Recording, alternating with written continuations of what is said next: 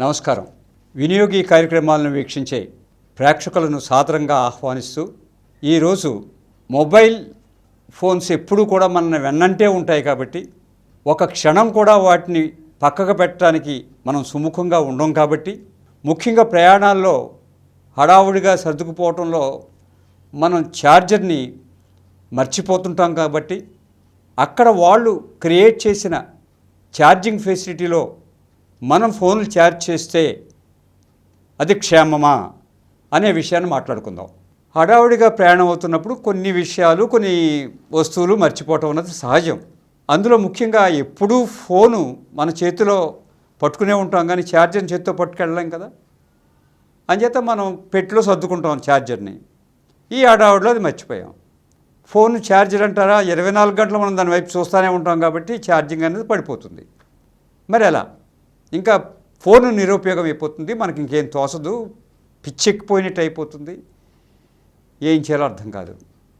అందుచేత ఏం చేస్తున్నారంటే ఇప్పుడు రైల్వే స్టేషన్లో కానీ ఈవెన్ ట్రైన్ కంపార్ట్మెంట్లో కానీ ఎయిర్పోర్ట్లో కానీ ఆ సేవలు మేము అందిస్తామని చెప్పి పాసింజర్లకి కొంచెం వెసులుబాటుగా ఉంటుందని వాళ్ళు అక్కడ ఈ ఛార్జెస్ పెడుతున్నారు. అక్కడ ఛార్జ్ చేస్తే ఏమవుతుంది ఆ విషయాన్ని ఇప్పుడు మనం చర్చించుకుంటున్నాం. అక్కడ ఛార్జ్ చేస్తే ఆ పబ్లిక్ ప్లేసెస్లో మొబైల్ వాళ్ళిచ్చిన యూఎస్బి ద్వారా గనక మనం ఛార్జ్ చేసుకుంటే ఆ యూఎస్బి ఆల్రెడీ ఇన్ఫెక్ట్ అయి ఉంది. ఎవరు చేశారు? సైబర్ మోసగాళ్ళే చేస్తారు పని. దాంట్లో వైరస్ లోడ్ చేస్తారు. మీరు వెళ్ళి మీ మొబైల్ దానికి కనెక్ట్ చేస్తారు. ఆ డివైస్కి ఎప్పుడైతే మీరు కనెక్ట్ చేశారో ఆ వైరస్ మీ ఫోన్లోకి ప్రవేశించి ఎవడైతే ఆ వైరస్ని అందులో ప్రవేశపెట్టాడో వాడికి మీ ప్రైవసీ డేటా అంతా కూడా వాళ్ళకి వెళ్ళిపోతుంది. అంటే మీరు ఏదైతే మీ ఫోన్లో దాచుకున్నారో అది మీ బ్యాంక్ కార్డ్ కావచ్చు, మీ పిన్ నెంబర్ కావచ్చు, ఇంకోటి కావచ్చు, మీరు వ్యక్తిగతంగా దాచుకోవాల్సిన విషయాలు మోసగాడి చేతిలోకి చాలా సులభంగా వెళ్ళిపోతున్నాయి. దీన్ని టెక్నాలజికల్గా ఏం పేరు పెట్టారంటే జ్యూస్ జాకింగ్ అన్నారు. మనం డివైజెస్ కొనేస్తామో ఉపయోగిస్తామో తప్పించి దాంట్లో ఏ రకమైన మతలబులు ఉంటాయన్నది మనకు పూర్తిగా అర్థం కాదు. ఎందుకంటే టెక్నాలజీలో మనం ఎక్స్పర్ట్స్ కాదు. ఏదో ఫెసిలిటీ దొరికింది, అమ్మయ్య నా ఫోన్ ఛార్జ్ అయిపోతుందని ఆలోచిస్తున్నాను తప్పించి ఆ ఫోన్లో మోసగాళ్ళు ఉన్నారు, ఫోన్లో దొంగలు ఉంటారు, విమానాల్లో దొంగలు ఉన్నట్టు.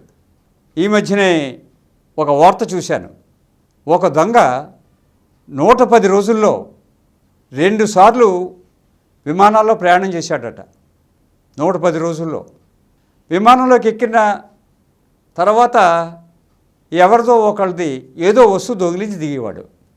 అలాగ చాలా దొంగతనాలు ఆ 110 ట్రిప్పుల్లోనూ అతను 130 రోజుల్లోనూ చేశాడు.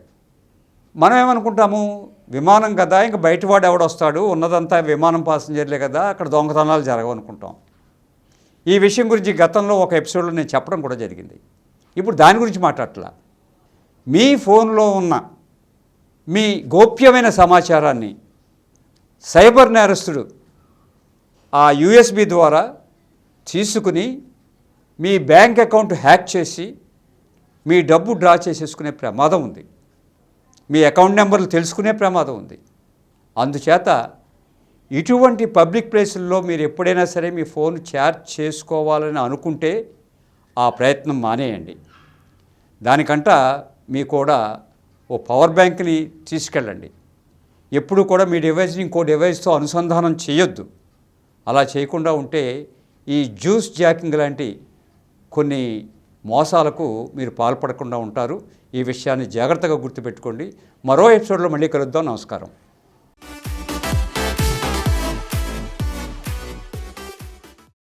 ఈ కార్యక్రమం మీకు ఎంతో నచ్చింది కదా. ఇటువంటి మరిన్ని వీడియోల కోసం అనతి కాలంలోనే 20 కోట్ల వ్యూస్ సాధించిన డాక్టర్ సమరం మల్టీ ఛానల్ నెట్వర్క్ సమర్పించు గోరా వినియోగి ఛానల్కు సబ్స్క్రైబ్ చేయండి, లైక్ చేయండి, మీ ఫ్రెండ్స్కి షేర్ చేయండి. అలాగే ప్రక్కనున్న గంట సింబల్ని ప్రెస్ చేయడం మర్చిపోకండి. Please download Samaram multi-channel app and watch your favorite channels from your mobile. App available on Google Play Store and subscribe to the channels.